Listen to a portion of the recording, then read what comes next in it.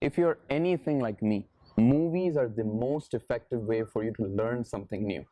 Much more effective than reading books, reading articles, even talking to people. When I come out of a movie having fully immersed myself with the characters, with the storyline, I come out with a complete picture about the characters' lives, about the subject matter of the movie, about the field, the profession, the industry. I come out with a complete picture. I'm Jaya. These are my top 5 movies for finance, specifically movies that kind of explain what goes on during recessions, what happens during a market crash. I think it's never been a better time to study these things. And in addition to all the news you're reading, all the experts you're listening to, if you want to have some fun, relax on your couch or on Friday evening, these are some 5 great films that clearly explain what goes on during these times.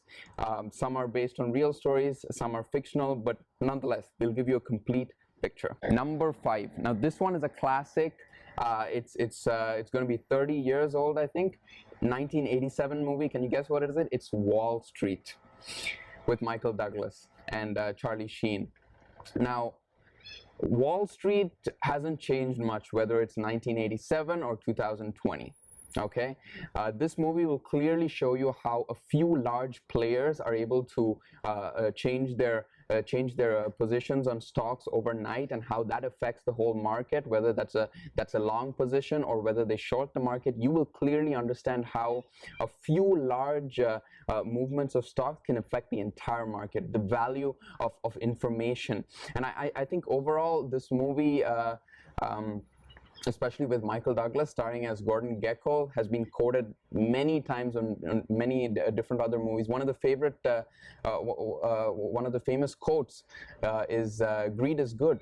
I can't remember if it was the first one or the second Wall Street. Both are great movies, but I put the original one as number 5 over here. It should give you a clear picture of, again, how a few large players are manipulating the market, and also how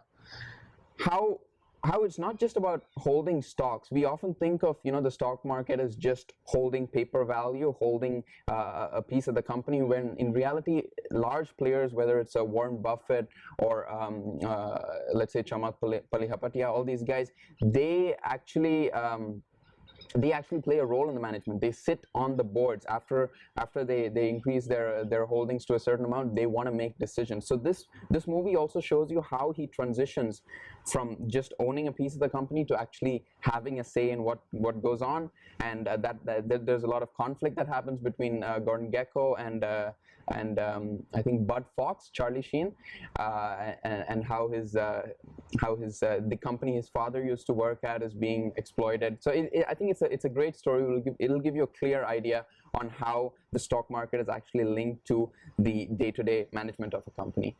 Number 4 is Margin Call.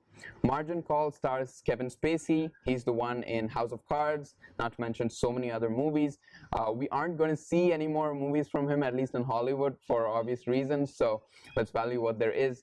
Now, Margin Call is a movie entirely based on it's a single night. So it starts from 9-10 p.m. on a certain day, goes on till early morning the next day. And what actually happens in this one night is they're pretty much stuck in this one office building, making a bunch of different decisions, which basically change the course of the U.S. economy, if not the entire world. All right. They start by one of the tech guys. He figures out that the derivative is in an extremely risky position, and just about any time they could be in the brink of bankruptcy. So what he does is he informs Kevin Spacey, one of the managers. Kevin Spacey calls for a meeting with the other mid-levels, and then they even had board meetings. The CEO flies in, and it clearly shows you how a bunch of clearly rash decisions were made. Bunch of decisions that is just not good for, let alone the economy, but the bank specifically in the long run. But they made these decisions out of sheer desperation because again they were about to go bankrupt. So essentially they were deciding how to unload a bunch of valueless, worthless bonds the next day.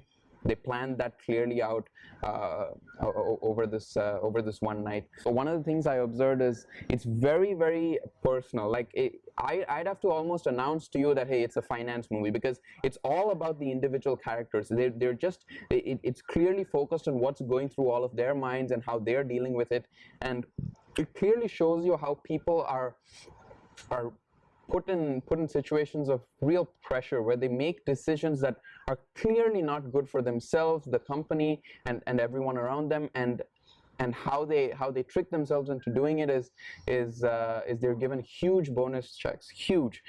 So this movie clearly shows how they act against their own will, and how it ends up harming everything. So margin call, that's number 4. Number 3 is The Wizard of Lies. So for those of you who didn't know who Bernie Madoff is, this movie is his story. Bernie Madoff is the man who ran the largest Ponzi scheme in human history. And he did this for a good 20-30 years, completely illegal, okay? And he was convicted, I think, in 2008, right around the financial crisis. And this is his story. It's taken in a very personal way. They show his family members. One of his sons committed suicide because he just couldn't handle. None of his family members knew about it, all right? So he would just go to work every day. His sons were even working with him, but there was this certain floor where all the weird decisions were made. So he created this great illusion that they were actually building something great. They were investing in companies, when in reality it was just a Ponzi scheme. He would take money from people and then give a little more back, and then before you know it, you have a Ponzi scheme. He kept wanting to get out of it, apparently, but he didn't. Essentially, this is his story. But what I want you to look out for in this movie is how generally in the media, generally in the news, mainstream news articles, TV channels, it has to be quick headlines that they create to keep our attention, right? And how do they do that? They create heroes and villains. They create people who handle a crisis like a real leader to look up to, and they also create villains, people who misuse the system, people who are greedy. And we saw a lot of this during 2008, and we are going to see a lot of that this year as well during these times. So he clearly ran the Ponzi scheme, and it's 100% illegal. But also he became the face of the 2008 crisis. He became the epitome of corporate greed, when in reality these are extreme cases that people like Bernie Madoff end up becoming poster boys, misrepresenting an entire sector. So what I want you to look out for is that the idea of heroes and villains in this movie. Number 2 is The Big Short.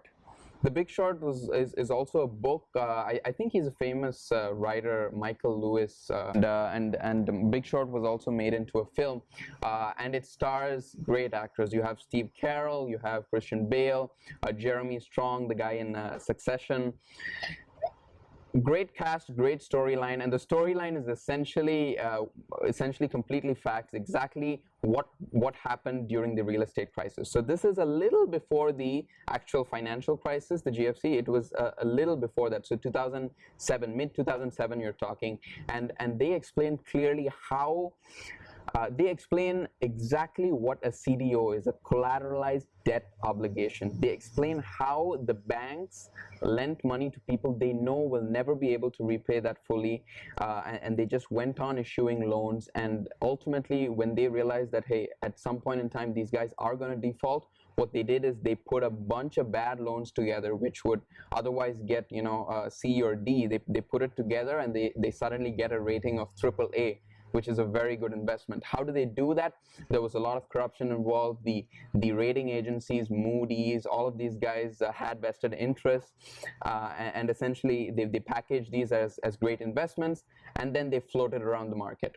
And then people even take insurances against the value of this, which is one of the main reasons AIG went down.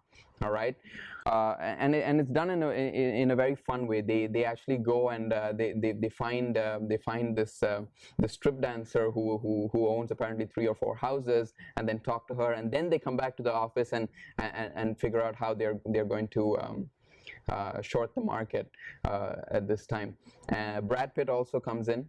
So this movie clearly shows you the mechanics of the crisis, what happened in 2007 that ultimately led to the GFC. Before we get to number one, it just struck me that this order that I'm sharing the movies in is ideally the order you should see them in. So starting with Wall Street, which is a more generic movie, you learn at a high level what goes on in the market. Then you move on to Margin Call, super specific on how people operate, how meetings are conducted, the decisions that are made. Wizard of Lies is how certain people end up being the face of Wall Street, like Bernie Madoff, which is basically how the rest of the world perceives this sector. Big Short, excellent movie for learning the inner workings of what creates that investment vehicle. How do they get these ratings, and how their value is just inflated, which ultimately brings down the entire economy. So Big Short is that. You come to number one. Okay, number one is Too Big to Fail. It's a movie called Too Big to Fail. It is an HBO movie. I'm not sure if it went for a theatrical release, but it's available online. And it stars some great actors, okay? For example, Paul Giamatti, he's the one in Billions, okay, the U.S. attorney there. In this movie, he's playing Ben Bernanke, right, part of the Federal Reserve.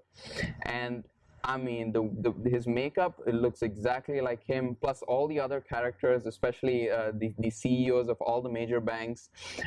Because keep in mind, Too Big to Fail is they show the actual characters involved. So it's not just a fictional tale. They show the actual characters, the actual names, played by these actors, of course, and you clearly see how irresponsibly the banks as well as the government handled the entire situation. You see it very clearly, because this clearly shows you the steps toward the bailout.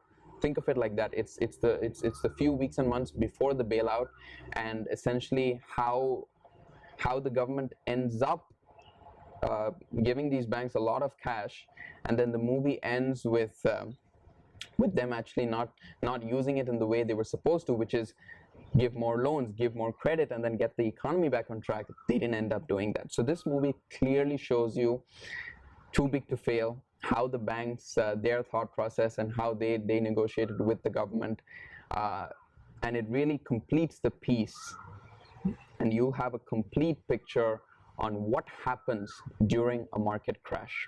Okay, so there you have it. Those are my top 5 movies, top 5 finance movies specifically about market crashes. It should give you a really holistic picture on exactly what happens during recessionary times. We are in the middle of that right now in 2020. Just keep in mind, it takes 6 months for you to officially, 6 months of economic downturn means a fall in GDP for you to officially call it a recession.